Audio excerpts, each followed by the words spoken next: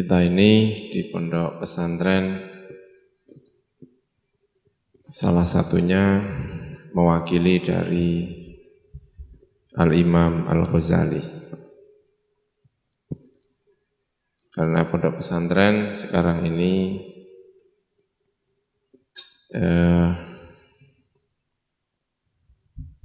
banyak yang tempatnya jauh dari pusat kota. Itu dulu salah satunya adalah warisan dari Al-Imam Al-Ghazali.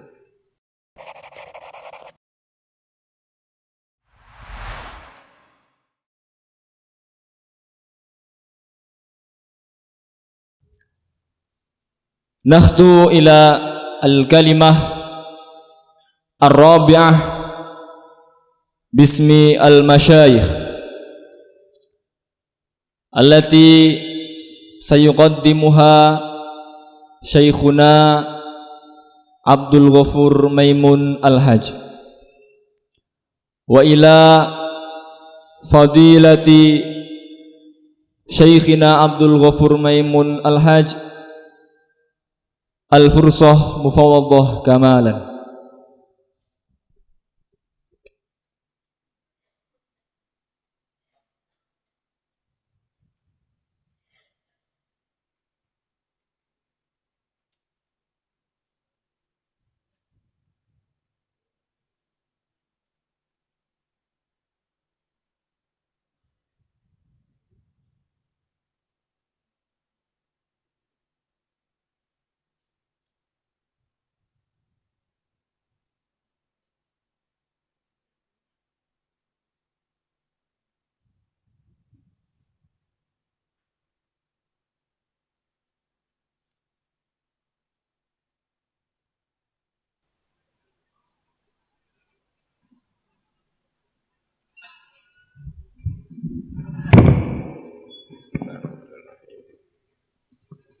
Assalamualaikum warahmatullahi wabarakatuh.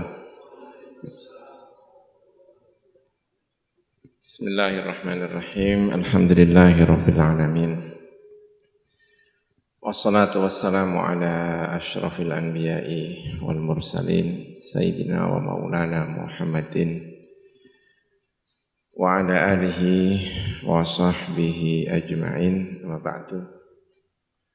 Yang mulia ingkang kita hormati sareng-sareng guru kita sedanten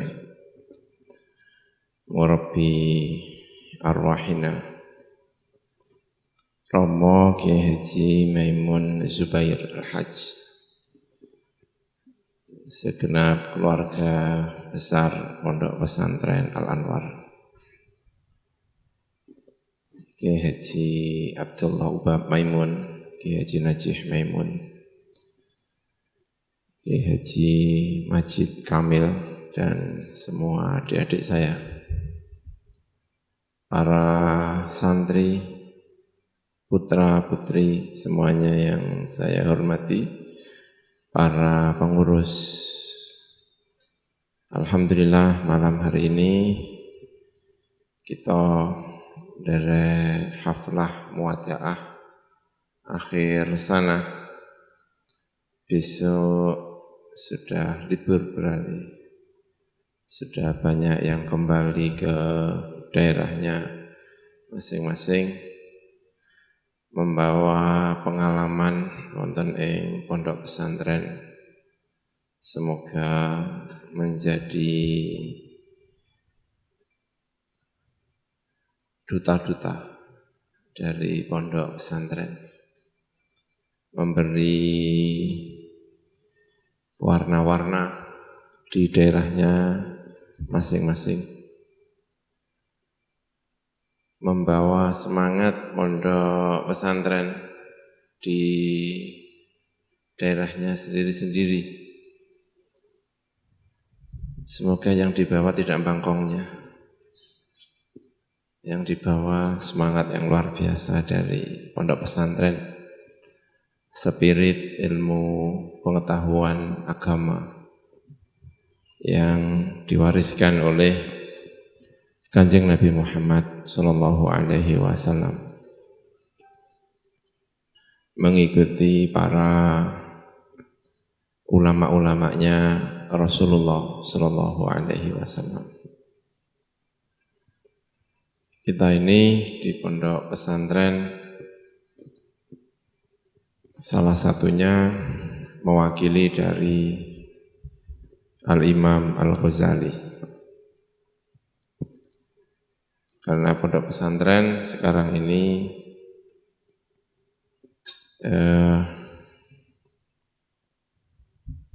banyak yang tempatnya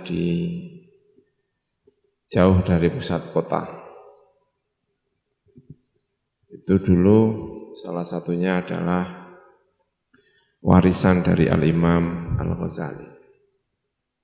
Karena Al-Imam Al-Ghazali pertama tinggal di Baghdad,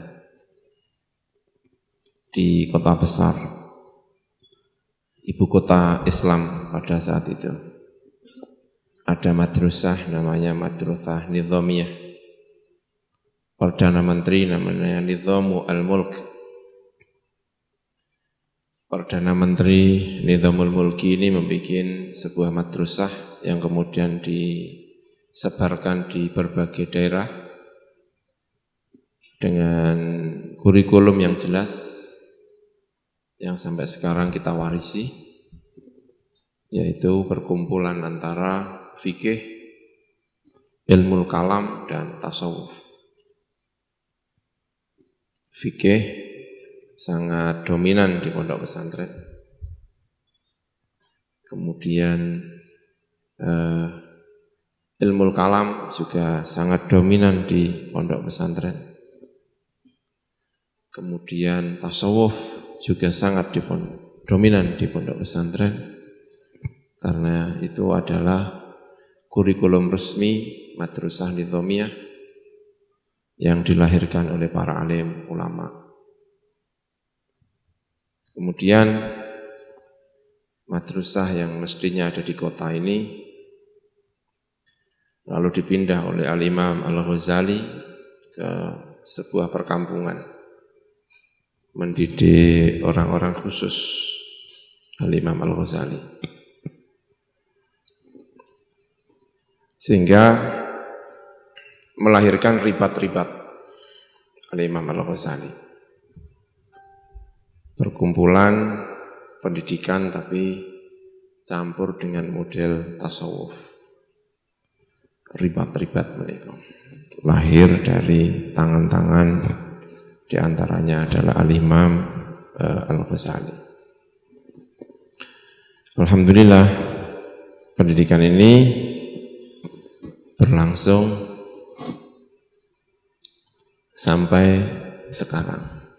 Kita warisi dalam bentuk pondok pesantren. Dulu pondok pesantren banyak di luar Jawa. Di Jawa salah satu pusatnya ada di Banten. Melahirkan tokoh besar Syekh Nawawi Al-Bantani. Tetapi Syekh Nawawi Al-Bantani tidak menangi kejayaan Banten. Karena itu kemudian beliau pindah ke Mekah. Syekh Nawawi Al-Bantani. Ada pusat-pusat pendidikan di Indonesia, ada di Aceh, ada di Palembang. Tapi sejak kedatangan Belanda, pusat-pusat pendidikan ini kemudian sedikit demi sedikit dihancurkan oleh Belanda. Akan tetapi Allah punya kehendak yang lain.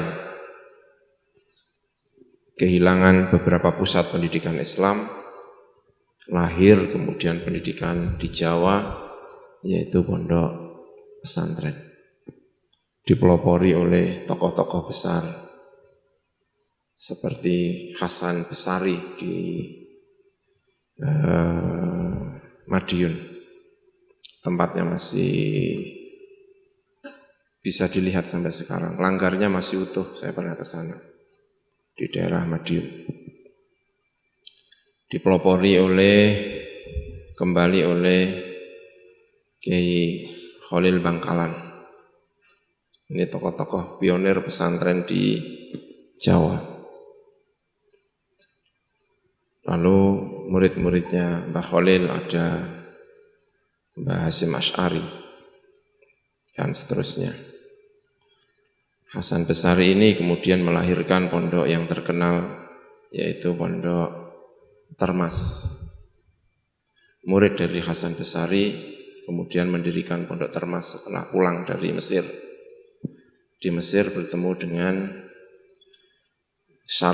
pensyarah Ihya, Syekh Az-Zabidi.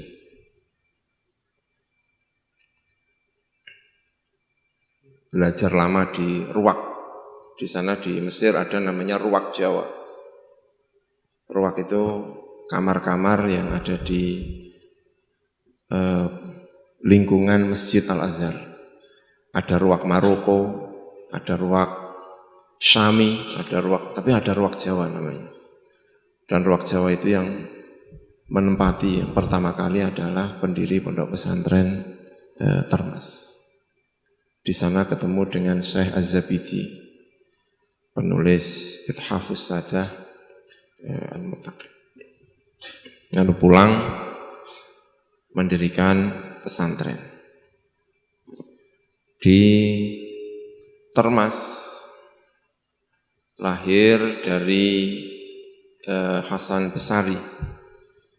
Kemudian dari Hasan Besari juga lahir yang kemudian dikenal dengan pondok modern, Pondok Gontor. 3 bersaudara itu kakek-kakeknya dulu adalah salah satunya diantaranya adalah para murid-murid dari Hasan Besari di sana. Karena itu perlu sebetulnya yang kepingin menikmati pondok pesantren, aura pesantren, ya sesekali datang ke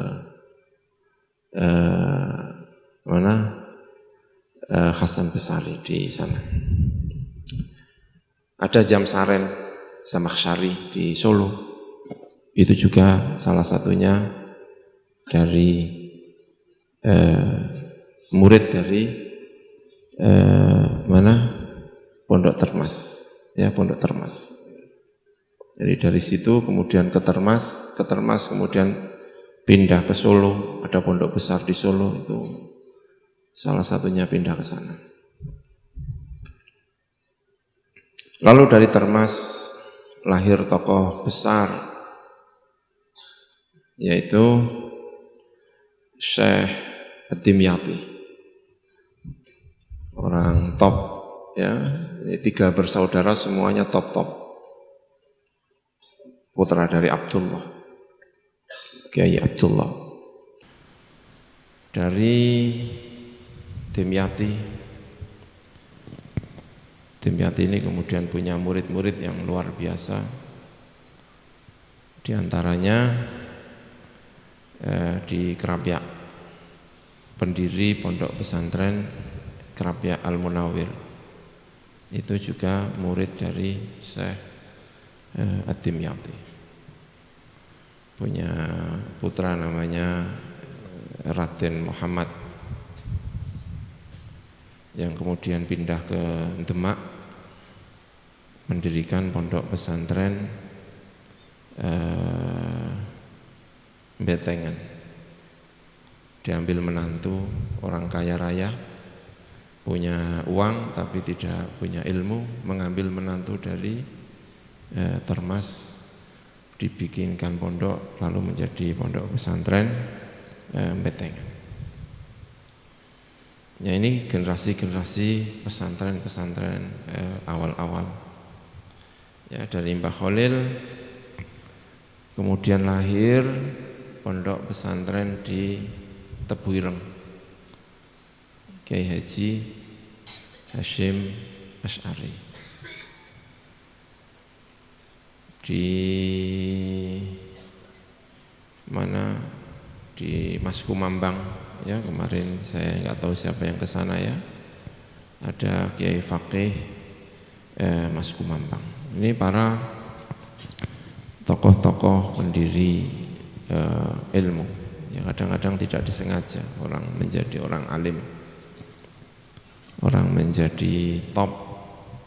Ini dari tokoh-tokoh yang saya ceritakan ini. Para santri semuanya, orang-orang yang hebat ini lahir dari situasi yang hebat. Jadi orang-orang yang hebat ini tidak lahir sendirian, tapi mereka ini lahir dari situasi-situasi yang hebat. Jaringan-jaringan alim ulama yang hebat-hebat, punya teman yang hebat-hebat. Jadi bisa dimengerti kalau mereka ini terpacu, kalau mereka ini menjadi tokoh-tokoh luar biasa itu memang karena temannya juga hebat-hebat. Jadi jaringan-jaringan para alim ulama ini kemudian juga melahirkan orang-orang yang sangat-sangat hebat. Dulu juga orang-orang hebat-hebat itu juga pasti punya jaringan-jaringan yang luar biasa. Ya, misalnya di yang satu kurun, ya, yang satu kurun ada Kiai Maksum, ada Kiai Fakih Mas Kumambang, ada Mbah Hasyim Asy'ari. Lalu di bawahnya juga ada tokoh-tokoh hebat, ada Kiai Ali Maksum di Krapia, ada Mbah Hamid Pasuruan. Ya, ini juga ada Kiai Maksum di Lasem. Ini juga satu kurun, satu pertemanan. Sehingga kalau temannya itu luar biasa juga akan melahirkan tokoh-tokoh yang luar biasa.